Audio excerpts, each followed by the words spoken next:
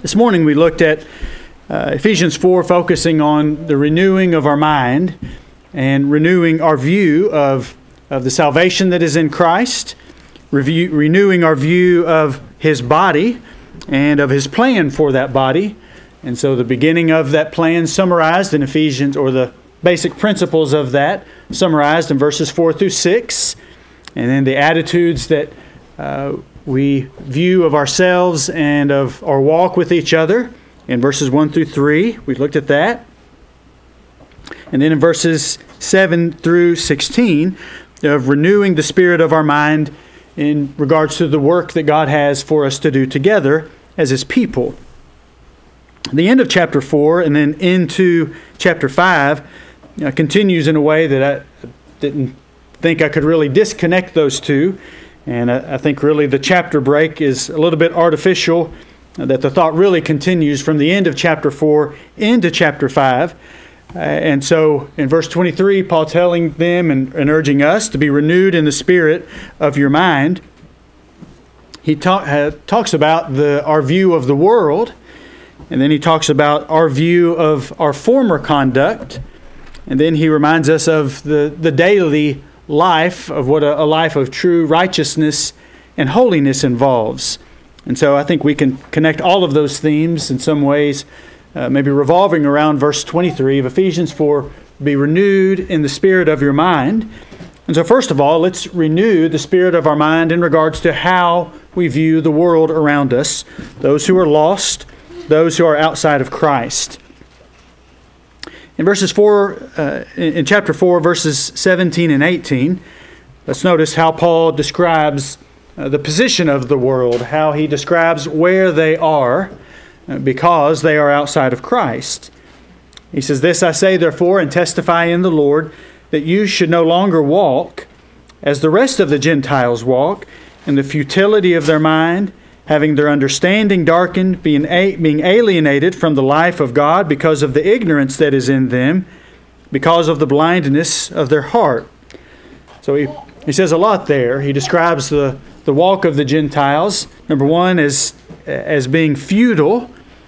And he says they are futile in their mind. In other words, they're thinking, all that we talked about this morning, the spirit of your mind involves what you believe, and what you desire, and what you prioritize. Well, he says the Gentiles, the things that they believe, and the things that they desire, and the things that they prioritize, they're futile. They don't really contribute to anything. And the first song that we sang tonight posed that question, well, what shall it profit? And that's what he's describing here, is that the way that they think and the things that they believe don't profit anything. Their futile mind, and he says that because of that, their understanding is darkened. Now, our society looks back to some of the great thinkers as being people who were the products of this culture. Paul's writing to Ephesus. That's included in the Asian which was called Asia at that time. But you can take classes today. People in the Greek culture, they were viewed as the great thinkers of the world. But Paul says that their understanding is darkened. There are things that, because of their vain way of thinking, the vain beliefs, the vain desires, the vain priorities, there are some things that they either cannot see at all or that they just cannot see clearly. Because of that, he also says they are alienated from the life of God. Well, if you are separated from God, then you're separated from life. And we know what that is. And then notice how he says they got there. He gives two reasons where he says because. So here's where they are, but how did they get there? Well, he says because of the ignorance that is in them. If you are ignorant, well then your ideas are going to be futile, and you're going to have a darkened understanding of what reality is. Mark this text, Ephesians 4, and then just briefly go over to Romans chapter 1. Here Paul is talking about it in general, the same kind of mind and thinking and decision making. And in Romans chapter 1 and verse 18, Paul writes that the wrath of God is revealed from heaven against all ungodliness and unrighteousness of men who suppress the truth in unrighteousness. So why are they ignorant? Is it because they just can't know? Well, no, it's because they do not want to know. They have ignored the truth that is available to them, or they've rejected the truth that's been offered to them. And so if you ignore knowledge, the only place that you can end up is ignorant. He describes their ignorance, which they have responsibility for. And then he describes the blindness of their heart. And why are their hearts blind? Again, let's just take a brief excursion over to Matthew chapter 13, because Jesus talked about that precisely here, quoting from the prophet Isaiah. In the explanation that Jesus gave to the parable of the sower privately to his disciples, he said, "The hearts of this people has grown dull, their ears are hard of hearing, and their eyes they have closed, lest they should see with their eyes and hear with their ears, lest they should understand with their hearts and turn, so that I should heal them." And so when people choose not to look, well then they're not going to see. Or if they look away from what they know is there, then they're going to be blind. They're going to be unaware of reality, but they're not totally innocent of that. And so their ignorance and their blindness, that's how they reach the point of being alienated and having their understanding darkened and having their thinking, their mind, just being on futile things. Then let's continue on into verse 19.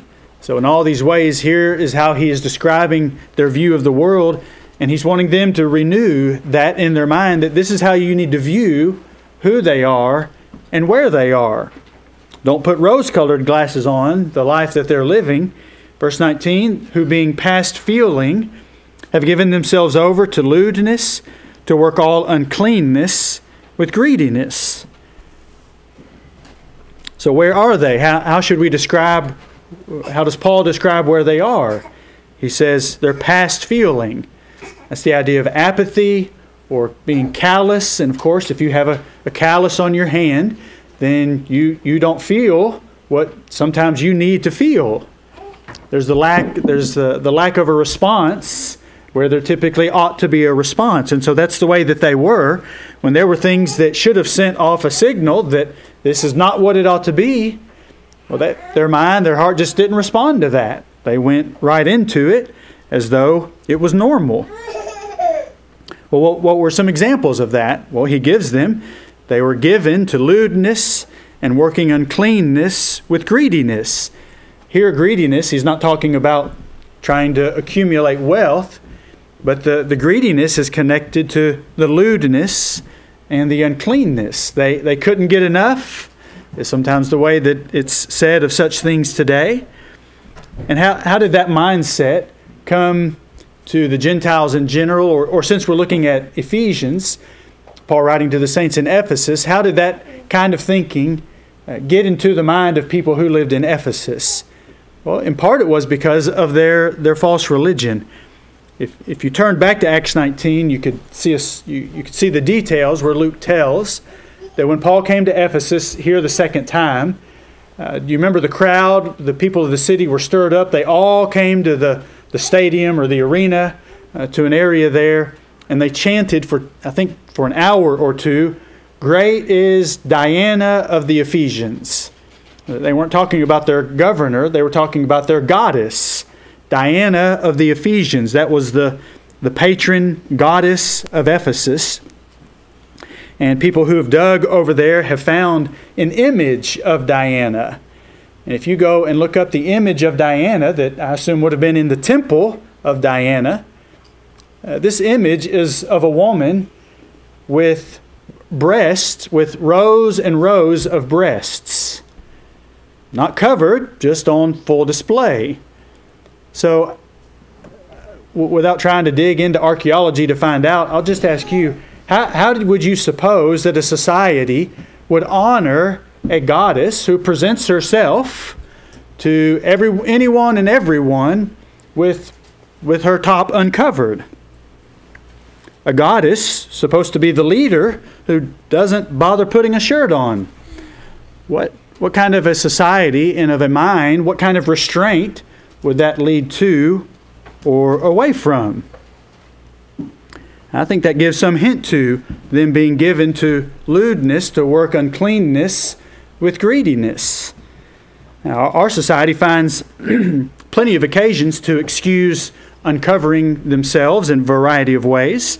Well, I just want to be more comfortable, or I'm going to be in the water, or this is the uniform of my team, or this is the fashion. So our society doesn't usually use religion to excuse their uncovering, but every culture just comes up with its own reasons why such things are okay. But they all come back to the same place. It comes back to lewdness and uncleanness. And so that's where the world is.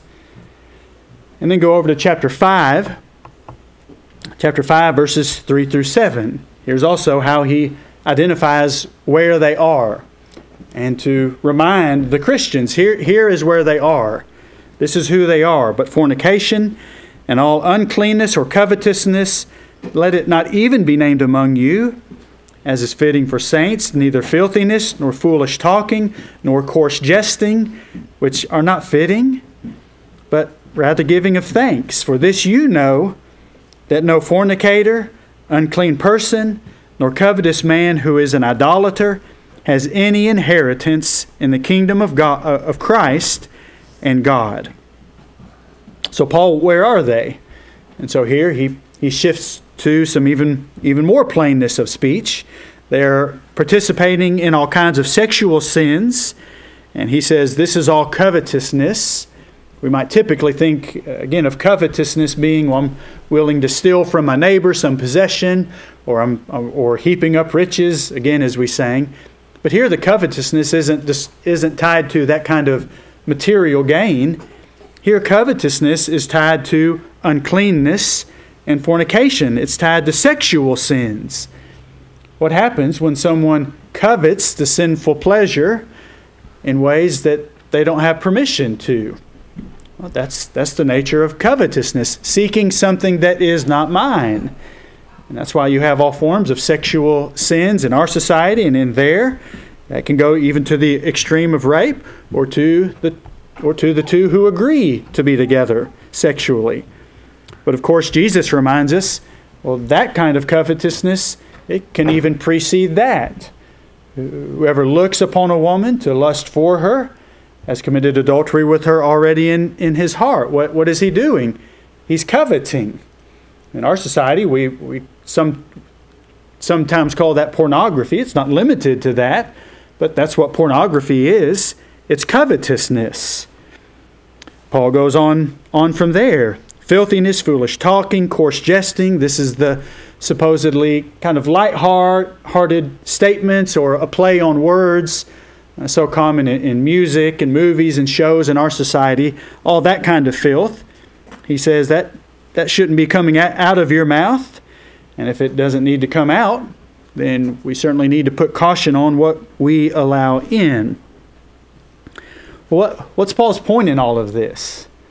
Well, he says in chapter 5 and verse 7, therefore do not be partakers with them. Here is who they are.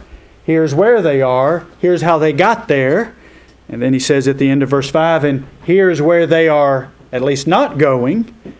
And if they are not going into the kingdom of Christ and of God, then there's only one destination. So he's warning them, don't share in those things. Reprove those things, verse 11, by renewing these things in your mind. You need to keep a clear picture of who the world is, of where they are, of how they got there and where they are going. Don't be lulled by the complacency of being exposed to it over and over again, by being surrounded by it.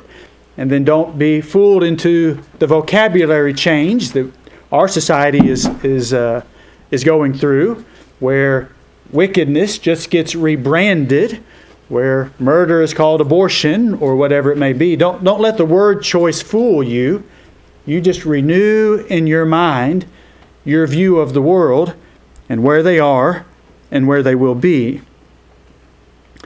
Well, but why does Paul do that? Why does he have to talk about the world? Why can't he just let them choose their goddess and their religion and their way of life and just leave them alone and choose his ways?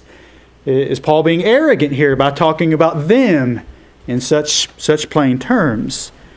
Well, no, he isn't. And one reason we know that is because he also reminds them of their former conduct, not the world, but the believers to whom he writes. Notice that beginning in verse 20. So we read verses 17 through 19, and he flows right into, "But you have not so learned Christ, if indeed you have heard him and have been taught by him as the truth is in Jesus, that you put off concerning your former conduct, the old man, which grows corrupt according to the deceitful lusts." So no, Paul isn't arrogant, and he's not boasting, and he's not saying something that would create some kind of pride in them, that's right, we're not who they are, and we're not going where they are. Well, hopefully that's true, but that can't be out of a spirit of arrogance or boasting, because what he says is, well, you have your own former conduct. And whatever your conduct was, he says, that old man just grows corrupt. And so we could go back to verses 17 to 19 and describe our own past life. We too had a futile mind. There was a time where your understanding and my understanding was darkened, where we were past feeling in some areas. And where did that get us? Well, we were where Paul says they are, alienated from the life of God. Every Christian has to admit there was a time where that's where I was. Well, how did we get there? Well, it could be in exactly the same ways that he described in chapter 5, verses 3 through 7, or in verses 25 to 32, he describes things to put away. So after he says in verse 22, put off the old man that's growing corrupt, well, he gives some examples of things to put off. In verse 25, put away what? Put away lying. In verse 28, put away what? Stealing. In verse 29, put away what? Corrupt speech. Let no corrupt word come out of your mouth. In verse 31, put away what? Bitterness, wrath, anger, clamor, evil speaking. He says, let that be put away from you with all malice. So here he goes down what some people might consider a lesser kind of sin. Well, just bitterness and wrath and anger and lying. I mean, that's not the fornication and the uncleanness and the lewdness.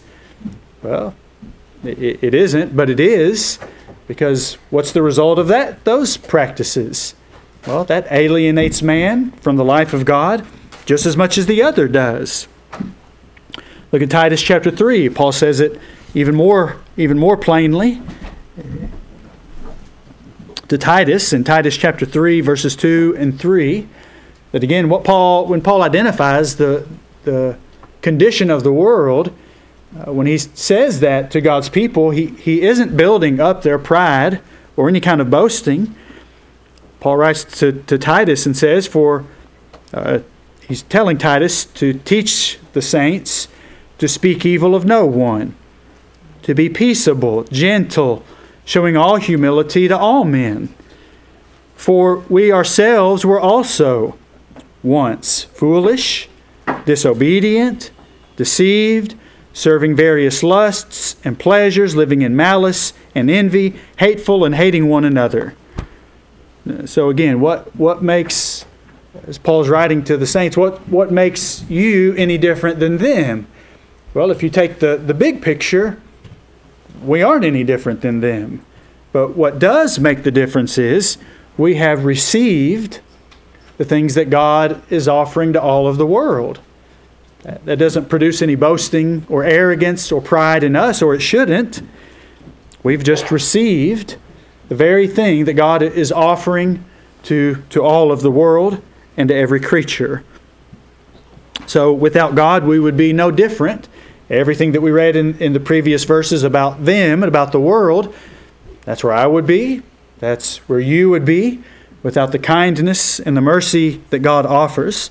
And so be sure as you renew your view, as you keep fresh in your mind who the world is and how they got there and where they are and where they're going, be sure that you look at yourself with the same intensity, because your former conduct is no better than theirs. But Paul says, also remember that is not what you learned from Christ. Again, look for a moment and or let's review something we learned about Ephesus in Acts chapter 19. I mentioned the riot and Diana a moment ago. But in Acts chapter 19, again, this is Paul's second visit to Ephesus. And so after some are persuaded, we read in verse 18 that many who had believed came confessing and telling their deeds. Also, many of those who had practiced magic. Again, this is of the believers. Many who had practiced magic brought their books together and burned them in the sight of all. A church bonfire, but not of the sort most common today. And they counted up the value of them, and it totaled 50,000 pieces of silver. So the word of the Lord grew mightily and prevailed.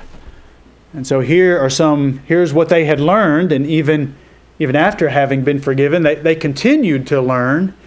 And for whatever reason, at some point, they realized, we still got some of these books. And they literally brought it to some kind of an assembly of the saints, and in the presence of everyone, confessed their guilt and lit a fire right there for everyone to see and burned the books right then and there. Maybe it's another study for another time, but what's the connection between that and then verse 20, the word of God growing mightily and prevailing? Part of what is going to help God's word to spread and help His people to grow stronger is people who remember what they have not learned from Christ and put those things off and put those things aside. And so what they did is sometimes what we just call a house cleaning, where we go back and we see the things we've accumulated and maybe see some of the leftovers from our past lifetime, some movies, some music, some clothing, or we review our speech and there's some words or there's some items that just need to go into the trash can because those are things we did not learn from Christ. And what we realize, the end of verse 22, if I didn't learn it from Christ, then it's nothing but a deceitful lie. It's a deceitful desire. Everything about our former conduct, it was nothing but a lie. Can you look back at some of the lies that you were once convinced of, or could you even just look back and remember who would you have said that you were serving before, from your own faith, you began serving Christ? When you were in the world, would you have said, I'm serving Satan? Or would you have been deceived to say, well, no, I'm serving God, even though your life didn't show that? Or would you have been honest enough to admit, I'm not serving God, but would you have found some way to dance around, well, I'm not serving Satan? Not very many people that are serving Satan would admit they are serving Satan because they're participating in deceitful lusts. Would you have admitted in that old life that you had a darkened understanding? That your understanding was blurry and dark? That you had a darkened understanding of happiness, of love, of truth? Well, when we're deceived, we think we have those things figured out and we think everything's just fine. And Paul's digging into them just as much as he was the world and reminding them and reminding us, again, we were out there and we were deceived in similar ways as they are. So why do we need to think back to our old conduct? And part of it is because we can still remember the pleasure that went with that and the people and the times and the memories and the things that we enjoyed. But we need to be renewed in the spirit of our mind of what we did not learn from Christ and then what we have learned from Christ, that there is a judgment that is coming, and my conduct this past week and this day and this coming week I'm going to give an answer to the God of heaven for every decision that I make. Now, that's a way of thinking that we didn't think in the old life. That's a way of thinking the world does not make use of. And so we resist returning to our former conduct by refreshing our mind, renewing in our mind where the world is. That helps us not chase it. What our old conduct was, that helps us not return to it, not be deceived by the things we were once deceived by. And then third, by being renewed in the spirit of our mind concerning the way things are now, who we are now. Look with me beginning in verse 23. And be renewed in the spirit of your mind, and that you put on the new man, which was created according to God in true righteousness and holiness. Consistently, in different ways, renew in your mind what it means to put on the new man and what true righteousness and true holiness is. Let's think about that statement, put on the new man. Now, there's one sense in which, of course, we can't just decide to put on the new man. I'm going to turn over a new leaf. I'm going to be a new person. I'm going to be pleasing to God, and I'm just going to start that now and on my own. Well, if we could just make that decision on our own, then why did Jesus need to come? When Jesus said in John chapter 3, verses 3 and 5, you must be born again. There's a sense in which only God can create a new man. So put on the new man is not just a matter of putting on a jacket, just making a decision, I'm going to put on a new way of life. In one sense, God has to create that new man. And He does that in righteousness, as Paul says here. That new man was created according to God in true righteousness and holiness. God creates the new man in righteousness. In other words, He forgives the wrong. And because of the sacrifice of Jesus Christ, on that basis, He can view someone who was wrong by forgiving them, and He can say they are right, they are righteous. He forgives us in a holy way. And God doesn't just pick and choose, well, I'll forgive you, but I won't forgive you, and I'll forgive her, but not her. No, this new man is created according to holiness. He forgives our unholiness, but there's a holy way that He forgives us through Jesus Christ, and then He makes us holy. So only God can create the new man, but then at the same time, there is a moment. We have to be able to look at some point in our past and say, well, this is when God created the new man. This is when I made the commitment to true righteousness. That was the time that I first and seriously and independent of my own understanding accepted and committed to God, made the commitment to true righteousness and to holiness. And that happens when we put on Christ. Galatians chapter 3, verse 27. As many of us as were baptized into Christ have put on Christ. So we can't design our own way to put on Christ. We can't design our own way to put off the old man and to put on the new. But there is a time and there is a moment where God forgives our sins, and then we make that commitment. This is that new beginning. Now there's another way in which, verse 24, there's a sense in which we have put on the new man in the past, and then there's another way of saying it, that we continue putting on the new man, and that's what he's exhorting them of in verse 24. Continue putting on the new man. In other words, don't roam from true righteousness back to unrighteousness, and then spend a few hours in righteousness and then wander back to unrighteousness. No, continue putting on the new man. He was created in true righteousness, so put that on and keep that on. Don't wander and roam from holiness, and then I'm going to go spend an hour or two in unholiness, but I'm going to come back to holiness, and then I'll have a day of holiness and then a day of unholiness. That's not it. Put on holiness. continue in holiness. That's what it means to put on the new man. But that's kind of a general term. Put on the new man. Okay, well, what's the new man involved in? What does it mean? What is right? What is righteousness? What is holiness? Well, then in verses 25 through 32, Paul gets into those details. We touched on those things a moment ago of what ought to be put off: lying, stealing, corrupt speech. Well, then what does that need to be replaced with? What do we put on? Well, let's go back to verse 25. If you put away the lying, well, then what do you put on? Let every one of you speak truth with his neighbor.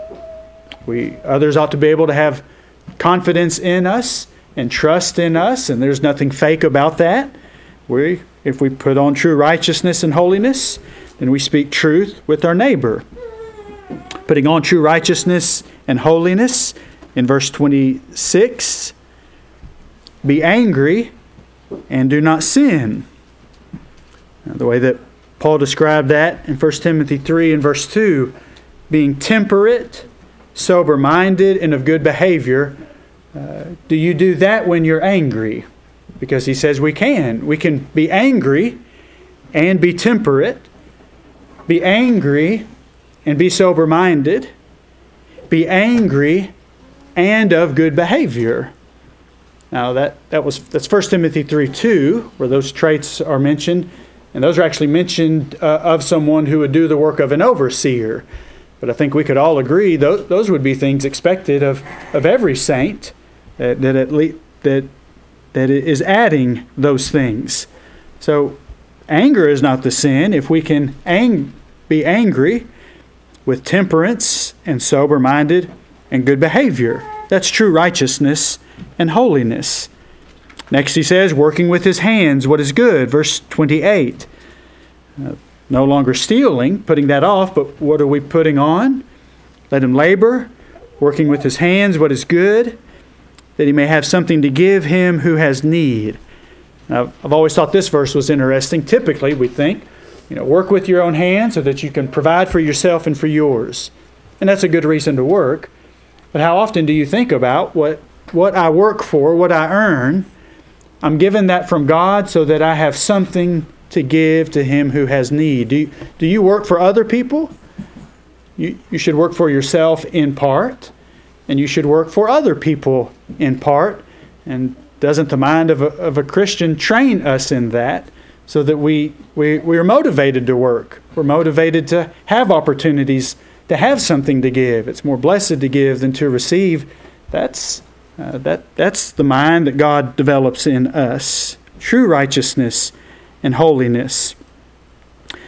Put off the corrupt speech. Okay, well, if I quit that, what am I going to replace that with? Verse 29, I'm going to replace that with speaking what is good for necessary edification, that it may impart grace to the hearers. How do words impart grace? I don't believe here he's talking about telling them about the grace of God so they could become a Christian. The grace is that which is a gift, that which helps. So his point is, everything that you say ought to offer some kind of help to those who hear you. And that doesn't always mean it's just going to be fluffy words of happiness. There can be good and kind and encouraging things to say. Sometimes, though, a rebuke or a reminder, even a gentle one, or sometimes one a stronger one may be, that can offer grace to the hearer. That can help the hearer. Now, how they respond to what we say, that's out of our control. But more and more, when you initiate a conversation that offers edification. That doesn't have to be quoting a Bible verse, but say something that helps someone to at least have an opportunity to learn something, to think on something that's going to help them. Our society's full of things to talk about, but it's full of things that are interesting, but not full of things that matter, not full of things that are helpful. And so Paul says, let your speech gravitate towards things that offer grace to whoever is willing to listen. And then in verse 32, just a simple series of statements. And be kind to one another, tender-hearted, forgiving one another, even as God in Christ forgave you. Here is true righteousness and holiness. Do you think Jesus had that kind of reputation? Kind, tender-hearted, forgiving? I mean, we could just multiply the examples. We could go around the room and probably everybody would have 2 or 3 occasions. Here's where Jesus demonstrated kindness, tender-heartedness, and a willingness to forgive. And there wouldn't be any exception to that when he was at the temple, when he was in his home, when he was privately with his disciples, when he was before the thousands. That's who Jesus was. His character didn't change. And so what about me? Is that my reputation in my home with my spouse? My conduct towards my parents and my conduct towards my children, with my brethren, with my co-workers? Do I have the reputation kind, tender-hearted, and forgiving? How do you think those things were a part of Jesus' effectiveness in his work? I think it's obvious. And so how would those things contribute to your work of spreading the gospel? This is true righteousness and holiness. And then drop down into chapter 5, beginning at verse 8. Again, you once were darkness, but now you are light in the Lord. Walk as children of light, for the fruit of the Spirit is in all goodness, righteousness, and truth, finding out what is acceptable to the Lord. Notice that last phrase, finding out what is acceptable to the Lord. Well, in one sense, they had already found out what was acceptable to the Lord. In chapter 4, verses 20 and 21, you've learned Christ. You've heard from Him to put off the old man and put on the new man and be renewed in the spirit of your mind. But here what he's saying is you're constantly going to be grasping those things. If I walk as children of light, then I'm going to be constantly learning. I'm going to be growing in my understanding of what is acceptable to the Lord. So that paragraph in chapter 4, beginning in verse 25, was obviously not a complete list. That, well, as long as you don't lie and don't steal, and as long as you aren't cursing, and as long as you're not disrespectfully using the name of the Lord, well then, and as long as you're kind and you're a good neighbor, then everything, well, that wasn't his point. He was just priming the pump, getting us to think in those terms, in those areas. But in verse 10, as we do those things, then you'll continue to understand. You'll understand better. You'll have more insight into what God is really looking for. You'll continue to grow in your understanding of what is acceptable to the Lord. And then the opposite of that is true as well. If I neglect or I ignore the things I've already learned, there's always more for us to learn. But if I just take what I already know of righteousness and holiness, and I ignore any of that or neglect any of that, then I'm not going to grow in an understanding of what is acceptable to the Lord. I can still read my Bible while I'm neglecting some true righteousness and holiness, and I can have an outward appearance, an outward form of doctrine that others look at and say, oh, that makes him an upstanding person. But if I'm not walking in true righteousness and holiness, then of course that's just a cover. It's fake, and God sees through that, and at some point others will as well. But when I continue adding to this righteousness and holiness, when I walk in Him and walk as children of light, Paul says there is a constant process of understanding and better understanding what is acceptable to the Lord. And when I understand what is acceptable to the Lord, then I'm being renewed in true righteousness and holiness. And that's what Paul is doing. He may not be introducing any word to their vocabulary or idea they didn't already know, But he's urging them, be renewed. Bring these kinds of things back to the forefront of your mind again and again. Don't become complacent. We live in the world. We are around people who have the values that Paul described in chapter 4, verses 17 to 19. But don't become callous to it. Don't get used to it. Sin needs to continue to bother us. Don't get used to the way that I used to live. To become complacent about it. Don't put a silver lining on the way that we used to live. And don't become complacent about the way that I am now. If we have learned something from Christ, then renew those things in your heart and in your soul. Reject the world and remember who you used to be, and then put on true righteousness and holiness. If we'll do that, we will be renewed in the spirit of our mind. Turn in your songbooks to number 283. Think on these three things: where the world is, and where you were, and where you are. Think about those things as we sing this song. And if there's anyone that's here tonight that recognizes where you are is still in the world, then Jesus came to this earth so that you could have that problem removed. He died upon that cross.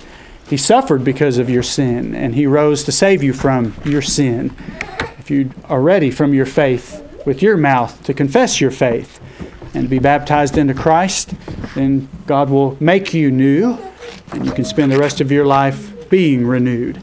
If we can help you in beginning to serve Him, or serving Him, or in any way help you, come forward and tell us how we could help as we stand and sing.